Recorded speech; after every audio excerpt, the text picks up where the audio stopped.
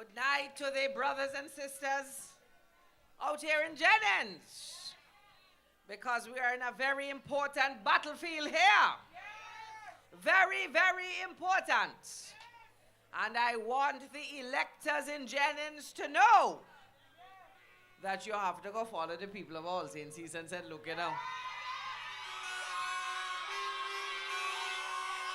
I want the people of Jennings to know, and the people in St. Mary's South in particular, that come election night, you have got to send a message to Chester's opponent.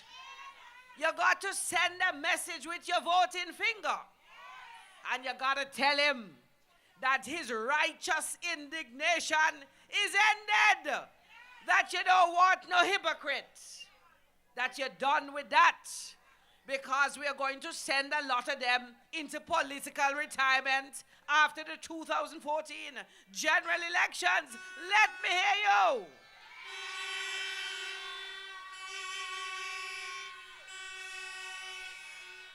Brothers and sisters, you know, when you really sit down and study the Antigua Labour Party, you realize that in 2014, as I've said on many other occasions, there is no newness in the Antigua Labour Party. The Antigua Labour Party of 2014 is the Antigua Labour Party of 1976. And when you look inside them, when you stand aside and you peep in, what you see old bandits. You see new bandits, but it is the same set of bandits. They played some musical chairs.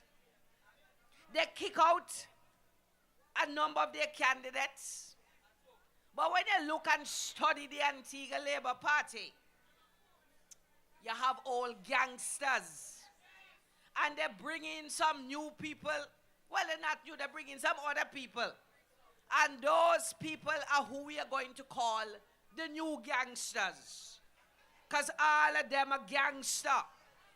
When you listen to some of them talk, when you listen to them talk, whether in parliament or out of parliament, you come to the conclusion that all of them are a wicked set of gangsters. And Antigua and Barbuda has no place for gangsters, particularly in our politics and in our governance, because we will continue to say that leadership matters now more than ever. I want to send a message to those persons within the hearing of my voice, because all the people here already know that if at all, the people of this country lose the care of their brain and put those gangsters into office, the regional and the international community will laugh at us. We will not get any help at all, because the very Bible says that the Lord helps those who help themselves. And in this coming election, we are called upon in Antigua and Barbuda to help ourselves to continue the positive, the impacting, the empowering progression of Antigua and Barbuda by re-electing the United Progressive Party to continue the governance of Antigua and Barbuda.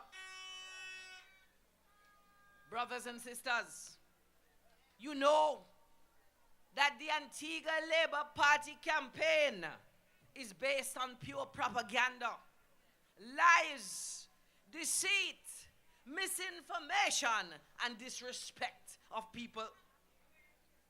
And that is why we tell you that leadership matters now more than ever. Brothers and sisters, we see them. We had on Sunday gone our wonderful impacting whistle stop. We minding our business, and the gangsters and their supporters trying to come into our whistle stop. What they have in that? They're looking for trouble every day in this country. And I want to tell them that on election night, the people of Antigua and Barbuda going to send a message that we reject them, each and every one of them, because we have no use for them in the politics and in the governance of Antigua and Barbuda. Brothers and sisters, you know, when you look at the slate of candidates in the United Progressive Party, you have every reason to be proud. You have upstanding men and women.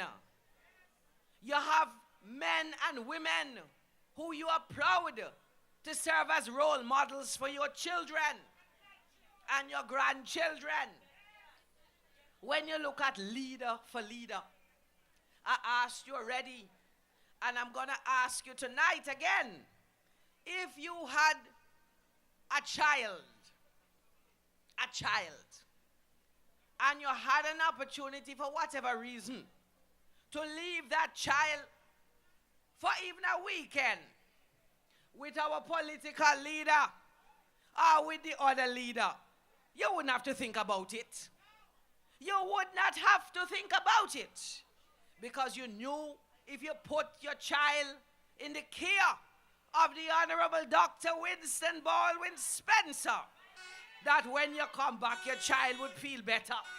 Your child would look better. Your child would be safe. Your child would be secure. Your child would be well looked after. We cannot say that for the other set of people and the other leader in particular. I tell you already, you know, when we say leadership matters, you've got to study that. It's a serious statement, because you hear all kind of things about all kind of them on the other side. You never hear them things about our political leader. He's a man who respects himself. He respects other people. And most importantly, people respect him. People respect our political leader. And that is not something to take for granted. I want to tell you, brothers and sisters, that it was the Labour Party, one of their leaders, who said that Antigua people don't read. They say Antigua people don't like to read. But I want to tell you, a few weeks ago, I told you you have to get a copy of this book here called Foul. This book here that I have here, The Secret World of FIFA, Bribes, Vote Rigging, and Ticket Scandals. And since I have the book, I'm going to just share with you a short section. And in this book, it demonstrates what I said, that the Antigua Labour Party is full of gangsters. This chapter 25, the topic for this chapter is the Empire Strikes Back, Revolution in the Caribbean. And the chapter is dedicated to one Chet Green. Some people call him Ted Green, but they know why they call him that. And in this book, the author reminds us that since in the 90s, you see how long them people operating in this fashion? Since in the 90s, that FIFA sent a grant to the Football Association here, headed then by the one Chet Green, of $1 million to run football in Antigua and Barbuda. Hear what he says here. The money started arriving in 1998. He bought a new air conditioning unit for the office, changed his mind, and installed it in his home He was so busy spending the grant that he mislaid all the paperwork for the first year. So it has been impossible to audit the grant for that period. And in the years to come, he didn't keep much more. What the author is saying is that FIFA sent $1 million to Antigua and Barbuda to run football. Chet Green was in charge of the Football Association at that time. And over a period of time, did $1 million disappear. No records for how it was spent. No audit could be done. And brothers and sisters, I am telling you here tonight that the best predictor of future behavior is past behavior. And this is just FIFA. This is just $1 million. And if somebody like Chet Green believes that he can play up with it as he like, what will he not do with the money in the treasury in Antigua and Barbuda? These are things to consider. Leadership matters now more than ever. Hear this part now, and this is the gangsterism part as well. The author says that Chet had applied to the Gold Project for another big grant to create a pitch, changing rooms and offices, promising to name it Jack Austin Warner Football Development Center. In the middle of 2002, the first installment arrived. US $161,439 from FIFA. A year later, I visited the site where the pitch was planned and saw horses grazing in rough scrub alongside a wrecked beer lorry. I went to Chet's offices in a government building in Casada Gardens to ask him about all those FIFA grants. He offered to throw me down a concrete staircase. You want more gangsterism than that? You want more gangsterism than that? And you know where this site is? This is the site along Sir Sidney Walling Highway. Factory Road. You see that big parcel of land with the yellow fence? That is what FIFA money was intended to build. And Chet has yet to answer the question, where the money gone? And I tell you, it is that kind of recklessness, that kind of kleptomaniac behavior, remember that is a big word for thief, that they're going to bring to government in Antigua and Barbuda. But brothers and sisters, I just want to turn briefly to Chester's opponent again.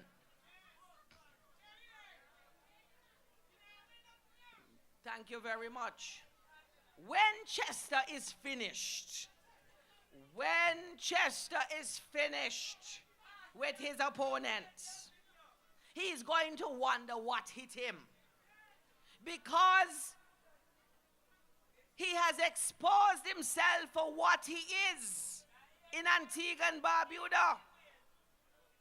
And somebody said to me that after we had the women's rally, and I said what I had to say, the person tell me, I'm going to say alleged because I wasn't there, that right up there in Parliament, when they went to Parliament, he said, my problem is that I never had no man to go beat me up. That is the kind of leader you want? We don't want that kind of leader in our politics and in our governance. But brothers and sisters, he has so many skeletons that he needs to build a whole walk-in closet to hide them. A whole walk-in closet. And the people of St. Mary's South, particularly those in Jennings, where he feels he's a grand going here, that he can't, St. Mary's North, sorry, that he's a gangster in here and he cannot lose. Chester is going to show him the meaning of lose. Because in every box in St. Mary's North, Chester Hughes will be leading.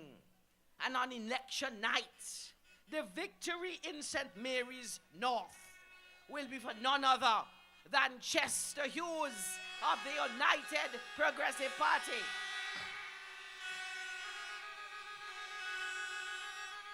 Brothers and sisters, as I wind down, let me tell you what you can look forward to with a re-elected UPP government, because the opportunities will be plentiful. You can look forward to the continued growth and development of Antigua and Barbuda. You can look forward to continued sound, visionary, and caring leadership. You can continue to look forward to greater levels of empowerment of people, brothers and sisters. And let me just share with you briefly some of the projects that will unfold in this year and beyond. We have the Bow panel you've heard Minister Lovell talk about, which will be dealing with manufacturing of housing that will offer approximately 1,000 jobs and will last over a period of 18 to 24 months. You have the Bio-Antigua project. That is an agro-tourism integrated project up there in Bethesda. I'm told that the leases have just been signed off of. More jobs on that project. Then we have the beaches projects that the Antigua Labour Party, including the representative for this area, including him, they did everything to stop it, to destroy the livelihoods of the people of Antigua and Barbuda. But God is good all the time. And all the time God is good. And God has put this government here. And when the opportunity came to renegotiate, Butch Stewart said, y'all are good people. I am coming back. And the beaches project will start later down this year and will offer employment across all sectors, from construction to completion to operational. And finally, the last one I'm going to talk about, because more there, is the Azure Bay project that will be in the south. Another tourism project. And as I end, brothers and sisters, when you look at the performance of this government, there is no other choice. On election day, you've got to support the United Progressive Party, because an election is like a scoring card. And when you look at the scoring card of the Antigua Labour Party and what they did from 1994 to 2004 and what we did from 2004 to 2014, they are wearing the dance cap in the classroom, and you cannot promote them. You must promote the United Progressive Party. So brothers and sisters, until I come again, stand firm for a third term. You know I love you all. Be vigilant. UPP 2014 and beyond. God bless you. I love you.